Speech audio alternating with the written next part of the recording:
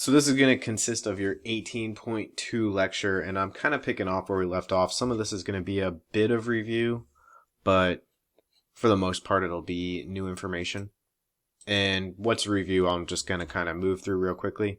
Here's what we did. We talked about the 5 theories, hygiene factors, Maslow's hierarchy of needs, and we'll actually touch a little bit on those as well.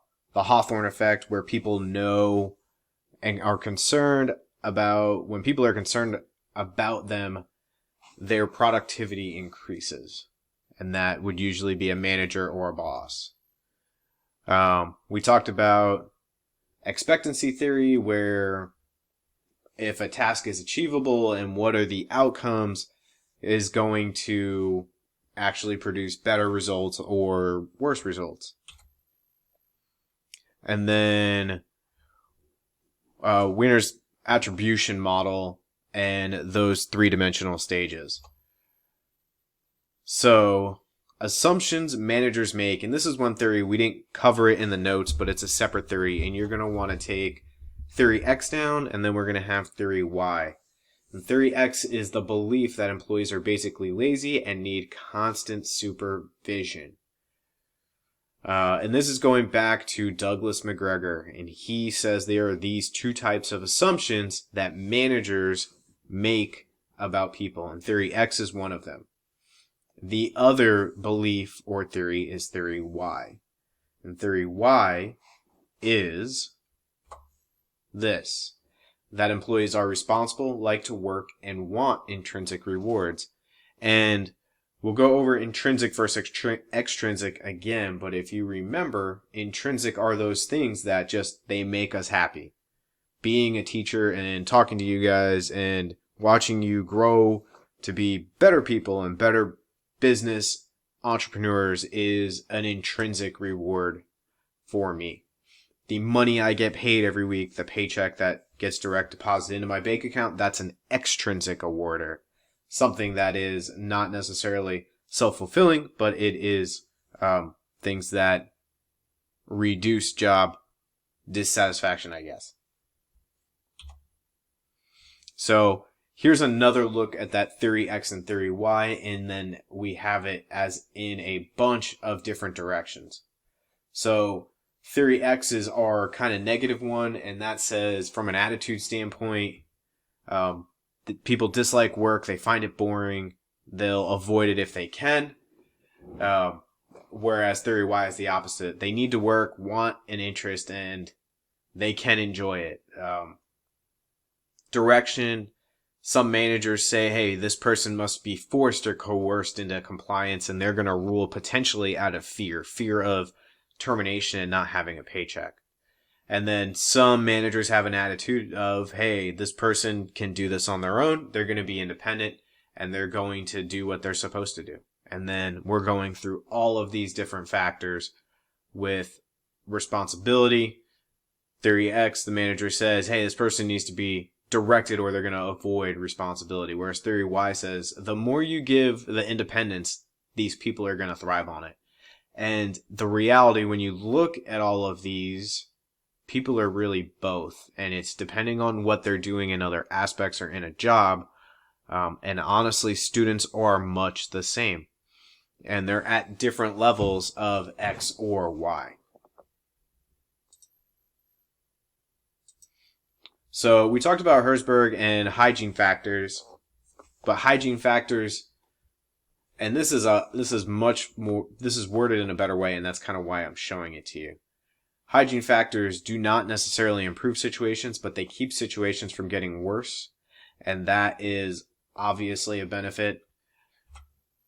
Whereas motivating factors motivate employees, and those are achievement, recognition, responsibility, advancement, growth, and the reward from doing the work itself. All of those intrinsic things first versus extrinsic. And just in case you didn't get hygiene factors, here's that one again. I'll leave that up for about 10 more seconds, and I'll go to the next one.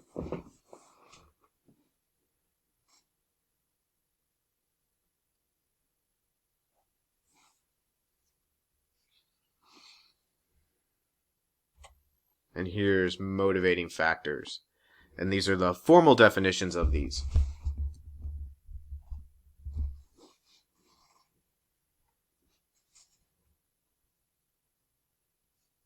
So hopefully you're getting all this down and taking good notes on all this. We're going to have a test later this week. We'll wrap up all of our human resources. So here are some examples of motivating and hygiene factors, and I showed this to you earlier. I'll show it to you again real quick. But motivating factors are things like achievement, recognition, responsibility, promotion, and growth. They are the things that are all intrinsic. They're inside you. You love, they make you smile, obviously. And then hygiene factors, things that keep a job from getting worse. Your relationship with your boss, the conditions, the pay and benefits, all of those things. Work, coworkers, feeling secure in what you do.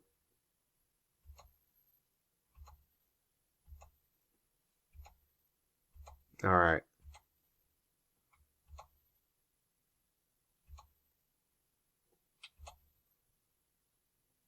So, maximizing employee performance is a combination of those two factors, hygiene and motivating. And here are some tips. And I'm not saying write all these down, but definitely write some of them down. Providing meaningful work. To me, it's meaningful to be a teacher. It feels good and allows me to feel like I'm doing better for society as a whole, which is really nice. I felt a little bit of that at the bank, and in some situations you did, and then in other situations you were helping a rich guy get a rich toy. And that doesn't have the same feeling as it does to be here in a school setting. Scheduling flexibility is more and more common these days, and we saw a ton of that right now. You saw, obviously, whole huge departments stay home. Friends that are CPAs in Chicago, and they are, for the most part, still at home. The problem they're dealing with is if you work downtown Chicago, you want to go into a high-rise right now, how do you socially distance yourself in an elevator? Some of the thoughts they had was that it would take 2+ hours just to get up to their various floors. So that makes working a challenge. Thankfully, we have all the tools we have now that is helping everybody be productive at work and not necessarily be in a building. When I worked at the bank, one of the nice things we did was my office was in Carmel, or on the Indianapolis north side and the Carmel border. And if it snowed or we had inclement weather, I just got to go down to the branch that's right in front of the school off Main Street. And I had a little office there that I could remote into and do all the work I needed to do there. Another thing that will maximize employees is to make them part of any decision-making processes. So, hey, this is the goal we have. How are we going to go do it? How are you going to help? What are your ideas?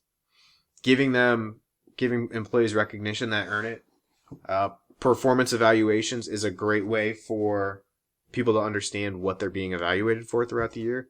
And then reward the people that do make the goals that you set. Delegation is critical, and evaluating employees and their personal motivation techniques, like what motivates each one of you individually, is going to be different. Some of you are going to be about money for a long time. Others are going to have different motivating factors in life, and you're going to choose different careers potentially because of that. So, this is some people. Some people want all of these factors. They want this list as part of their job. And then other people really just want to go work their 40 hours and go home. That's just how they are. And there's nothing wrong. Society needs both of those people. So, meaningful work. So, people that are motivated by their work, they relate to it in a special way and take pride in everything they do. And it prompts strong feelings. And jobs should be meaningful, and they not always are, but I think part of what we do in life is figure out the jobs that we don't want to do or the careers we're not interested in order to find out what we are interested in. I think that's why some people take business classes in the first place, is to see, is this a potential future for me, or where can this go? A lot of things tie to business at some point in your career path. What do I mean? If you're in medicine, sometimes you want to manage people. Well, now you're into the business world. You're managing people of medicine. Someone manages all the doctors, right? There's usually always a boss, always someone that's in charge of a higher level. What this did make me think of is if you've ever ever heard a teacher tell you you're going to be a garbage man, well, don't be surprised. Yeah, the funny thing about garbage men is that they make more than teachers. It's a shame that it is this way, but it is unfortunately sometimes that way. And I do know some incredibly successful garbage men. I actually have two friends out of Terre Haute that run their own companies, and they just literally pick up trash. And it's just worked out incredibly well for them. So we're going to talk about now kind of just ways that employees get motivated. And one of those is various forms of flexibility. So company offers some form of telecommuting, which is kind of what I described that's going on right now, some type of family leave time and flex time. And it kind of has an incredible benefit for people because people have stuff going on. It's if you don't have any time off, it becomes really hard to do things like go to a doctor, get your teeth cleaned, take care of your family. I missed a day last week because my daughter had a fever. That's the flex time that the school offers, and I'm incredibly happy they do so because without it, I probably wouldn't be able to be a teacher because there's things that have to get taken care of, and someone has to do them. So telecommuting, active performing some or all of a job away from the business. Family leave. A lot of companies offer a policy that allows you to take additional time off unpaid, but guarantees your job. And there is FMLA, which is the Family Medical Leave Act, which allows you to do things like take care of a loved one, spend time with a newborn. And it's not necessarily about guaranteeing pay, but it is about guaranteeing your job when you come to return back. So you have the ability to do those things without fear of losing your job. Flex time is a policy that allows employees to choose the work hours and days that are most effective for their personal lives. The gig economy is really allowing this. So you can make extra money, obviously, doing things like Uber and DoorDash, and you can sign up and do those things, and it'll be on your time. You're just working whenever you want to work. So I have some information here that I found pretty interesting. So this is flexible work arrangements, and this is a little bit old, but so flex time, and it's not used in this about 25% of companies, but a little bit more than 60, 65-ish. It's used on an informal basis, and then some companies have an actual formal arrangement. Working from home, it's not used in almost 50% of companies. Oh, I'm sorry, that's more like 45. And then it's used with an informal arrangement. The bank I worked at had an informal basis. They did not like it, and they discouraged it. But if you needed to do it, it would get stuff done. They were okay with it. Compressed work weeks, not used much at all. And you'll be like, what's a compressed work week? It is honestly an awesome thing, and I'll explain it here. Here are 3 examples of compressed work weeks. So instead of working 5 days a week, 8 hours a day, you work 4 10s. And then in this situation, you work 3 10s, which is 30 hours, and then you work 2 half days. Or, this would probably be my favorite, you work essentially 4 days and then a half day. Now that is a nice schedule. One business I can tell you that has always had this was the IRS, and they let you pick what you did. So if you were an auditor for the IRS, the government, Internal Revenue Internal Revenue Service. The tax man, essentially. You got to choose if you wanted to work, you could work 5 8-hour shifts, you could work 4 10-hour shifts. I think they even had a plan where you could work 3 12-hour shifts and then 1 half day. So you'd work Monday, Tuesday, Wednesday, and then 4 hours on Thursday. And that would get your 40 hours in. I question the logic in that because at 12 hours, your ability to stay focused kind of, it gets worse, or your productivity levels goes down. The reason why this isn't used as much is that you hit a lot of managerial jobs and you're working 12 hours 5 days a week or 10 hours 5 days a week anyways. It's just kind of how those jobs are built. They pay for bonus and compensation, what we kind of talked about last week. Or I'm sorry, what we'll talk about more tomorrow. Almost done. So, how many of you could allow an employee in your business to make some of the decisions or give you some feedback about what's going to happen next? So this is a slight form of delegation, and what it does is it involves your employees in the decision-making process. And you're able to say, hey, this is what we chose as a group. We should all be really into this, right? This is what we said we were going to go after. Everyone had a say in it. This is where we landed. Now let's go. Doesn't always work out that well, but that is part of building an employee and getting them motivated. And it's not for every decision, but there are some times that we can do this. Take 2 minutes, discuss, and then let's come back to this.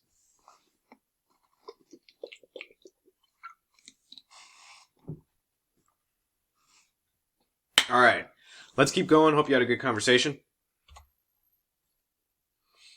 Performance evaluation. So, performance evaluations can be motivational, especially when your raise is based on them. So usually the whole point of giving an evaluation on performance is to be able to say, this person did a good job, they deserve a 2% raise. This person did a better job, they deserve a 3% raise. This person did horrible. Well, hey, they don't get a raise, right? And you can see school kind of works like that. You get A's, B's, and C's based on what you're doing and how you're working. These evaluations can come all over the place. Here is a formal definition. Process of judging how well employee has performed duties and responsibilities associated with the job. And they will usually spell out the 10 things you're responsible for at the beginning of the year. You know them, and then they're going to judge you at the end of the year. So one way that I'm very fond of is called a 360-degree review. And make sure you write something about this down.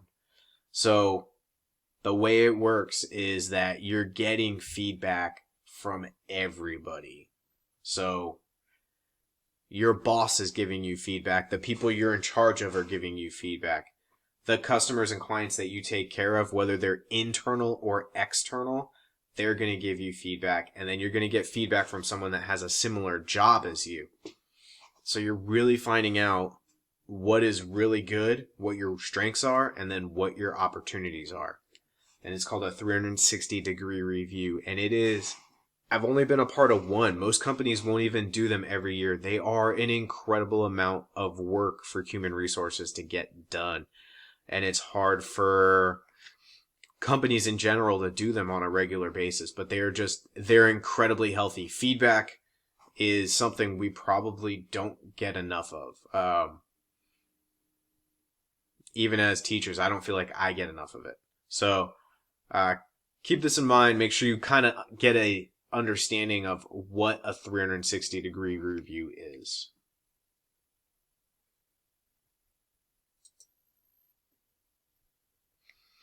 All right, delegating responsibility. So when you delegate, you're giving an employee the authority to make a decision. They're carrying out work for you, but really they have the ability to make decisions and decide what's going on. This should give you as an entrepreneur, the owner, more time to work on other things or do what you're good at doing. The whole point of growing a business, you bring people in so that other people can do other jobs, and you need to delegate work. So, what's bad about that? Well, here are some things. Managers feel the assigned task won't be done right. They don't trust their team enough, or they don't feel that they have the right skills, or that in general it'll just take way too long. So, all these things prevent managers from really reaching out and delegating, especially an entrepreneur. So here's where we're going to end. How many of you would be willing to give up a small portion of the ownership of your business to the employees? So think about that, and then while you're thinking about that, look up what an ESOP is. And I'll pause right there. Or Mr. Barron, pause it, talk for a few minutes again, and then come back. All right, hope that was a relevant conversation. And last slide. So, motivating techniques require a large commitment of time and resources, should be evaluated to determine if they were, or if they are working to actually motivate people, worth the cost involved, and are able to be done a better way, and or need to be changed. So all of these things here, right? And it's almost like that 360 review I showed you. I told you it's really expensive. You have all these people involved, everyone's spending time on it. Is it worth the cost? Most cases, it's not worth the cost to be done every year. Most companies do it less than that. And they do it once every other year, sometimes every 3. And then is there a better, quicker way? Do we not need all of those pieces of feedback? Can we do them a little less? And is it actually motivating people, or is it stressing them out? So maybe there's a better way to give feedback. So those are kind of the decisions you got to make at the end of, well, I guess not at the end, but there's always the end and the beginning. Anyways, the point is, you have to evaluate them whether or not what you're doing is the right thing or you're doing a good job. So, that's it.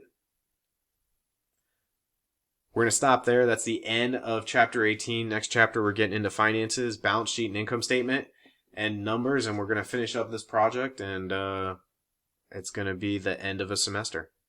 Thanks again, and I will talk to you guys soon.